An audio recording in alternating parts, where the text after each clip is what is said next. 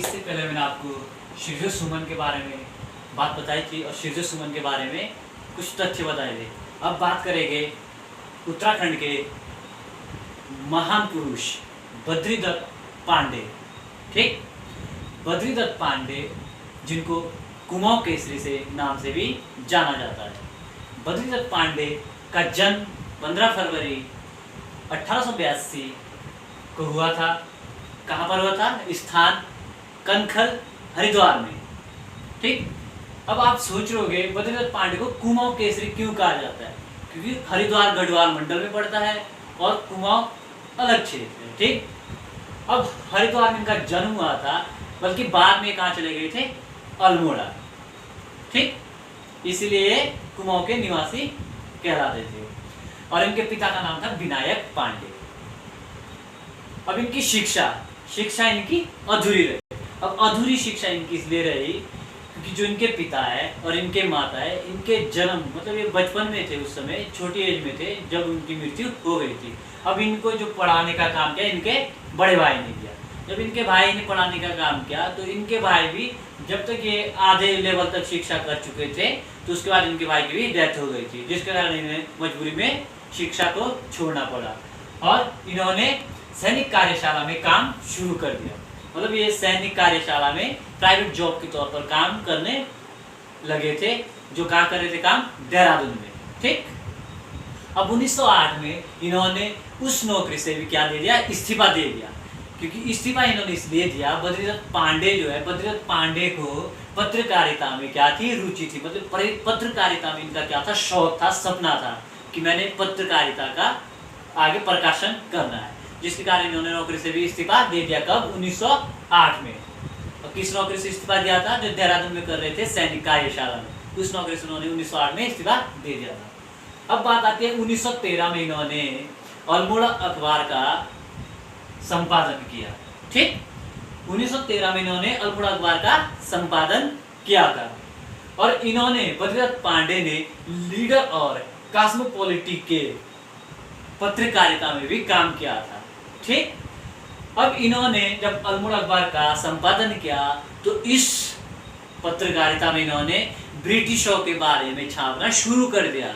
जो ब्रिटिश लोग थे, ब्रिटिश लोग क्या कार्य कर रहे हैं, किस प्रकार कार्य कर रहे हैं और किस प्रकार ये लोगों के साथ भेदभाव कर रहे हैं, वो सब इन्होंने अपने प्रकाशन करना शुरू कर दिया, जिसके कारण इनके पत्रकारिता को बैन कर दिया गया था। 1918 में इनकी पत्रकारिता को बैन कर दिया था। अब पत्रकारिता को बैन इसलिए किया था, इसका एक मुख्य कारण यह भी था कि जो एक आर्टिकल छापा था इन्होंने टिहरी रियासत के उस समय जो डिप्टी कमिश्नर थे लोमस, डिप्टी कमिश्नर थे कौन? लोमस। उस पर उन्होंने एक आर्टिकल लिखा था। अब जो कूली था, ठीक, उस समय कूली बेगार प्रथा का प्रचलन भी हो चुका था उत्तराखंड में।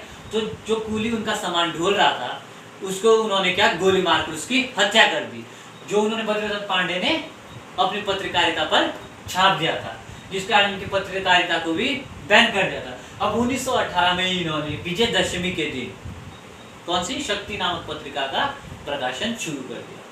मतलब विजयदशमी के दिन 1918 में बद्रीदत्त पांडे ने शक्ति नामक पत्रिका का संपादन शुरू कर दिया था और बार बार उत्तराखंड के पेपर में पूछी जाने वाली जो पत्रिका है वो इन्हीं में से एक है। शक्ति नामक पत्रिका का संपादन कब शुरू किया गया था? 1918 में। और कब किया गया था? विजयदशमी के दिन।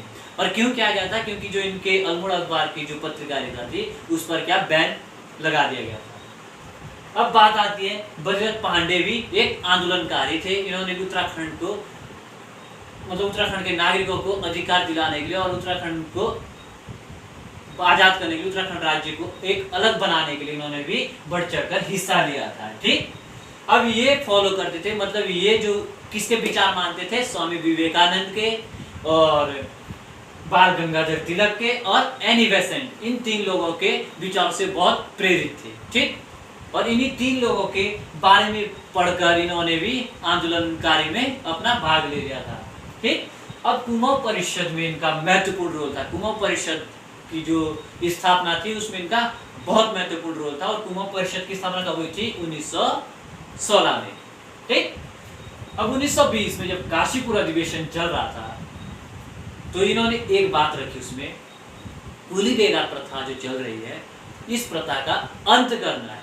इन्होंने ये बात उस अधिवेशन में रखी थी। कौन सा? 1920 का काशीपुर अधिवेशन। और काशीपुर आपको पता होगा उधम सिंह नगर में पड़ता है, ठीक। और उधम सिंह नगर आपको पता है उत्तराखंड का तराई वाला क्षेत्र, सबसे ज्यादा तराई वाला क्षेत्र या सबसे ज्यादा मैदानी वाला क्षेत्र कौन सा है? उधम सिंह नगर, ठीक। अब इन्होंने कूली बेगा प्रथा के समाप्ति की बात इस अधिवेशन में रख दी थी। तो टिहरी रियासत में उस समय अंग्रेजों का शासन था, तो अंग्रेजों ने इनके खिलाफ बढ़ चढ़कर मुकदमा करना शुरू कर दिया। अब मकर संक्रांति के दिन इन्होंने 1921 में सरय नदी के तट पर कूली बेगा प्रथा का अंत कर दिया। 1921 में सरय नदी के तट पर कूली बेगा प्रथा का क्या कर दिया? अंत कर दिया। और बहुत सारे आंदोलनकारी थे इनके साथ जिन्होंने इनका साथ निभाया, ठीक। अब सरय नदी में इन्होंने कौन से जो कूली बेगा प्रथा से संबंधित जो रजिस्टर थे ब्रिटिशों के पास उनका क्या बहा दिया और कूली बेगा प्रथा को खत्म कर दिया। अब 14 जनवरी 1921 में इसका अंत कर दिया गया था। और 14 जनवरी 1921 को बागेश्वर में उत्तरायणी मेला लगता है। और कब लगता है उत्तरायणी मेला? मकर संक्रांति के दिन, जिस दिन क्या इन्होंने कूली बेगा प्रथा का अंत किया था। अब उसके बाद इनको कुमाऊं केसरी की उपाधि भी मिली। मतलब जो इनको कुमाऊं केसरी कहा गया वो उसी लिए कहा गया, उसी के बाद कहा गया जब इन्होंने कूली बेगा प्रथा का क्या किया था?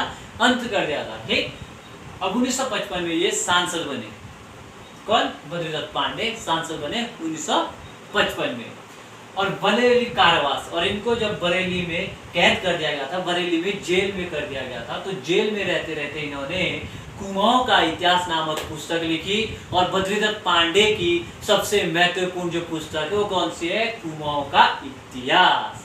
और कुमाऊं के इतिहास में इन्होंने बरेली कारावास में जब ये थे तो उस समय इनका जो भाई है उनकी डेथ हो गई थी, जिसके कारण उनकी जो दूसरी बहन थी उन्होंने भी आत्महत्या कर ली थी। फिर भी इन्होंने अपने मन को कठोर करते हुए कुमाऊं का इतिहास नामक पुस्तक लिखी है। और इस पर इन्होंने अपना परिचय भी लिखा है और अपनी फैमिली के बारे में भी कुछ बातें लिखी है। अब 13 जनवरी 1965 का वह दिन था जब इनकी मृत्यु हुई थी। और उत्तराखंड का महत्वपूर्ण जो हीरा है बद्रीदत्त पांडे, उनकी डेथ हो गई थी। कब? 13 जनवरी 1965 में। और इन्होंने बद्रीदत्त पांडे ने एक बात स्पष्ट कह दी थी कि जब मेरी मृत्यु होगी तो मेरा जो दाह संस्कार है वो कहाँ करना?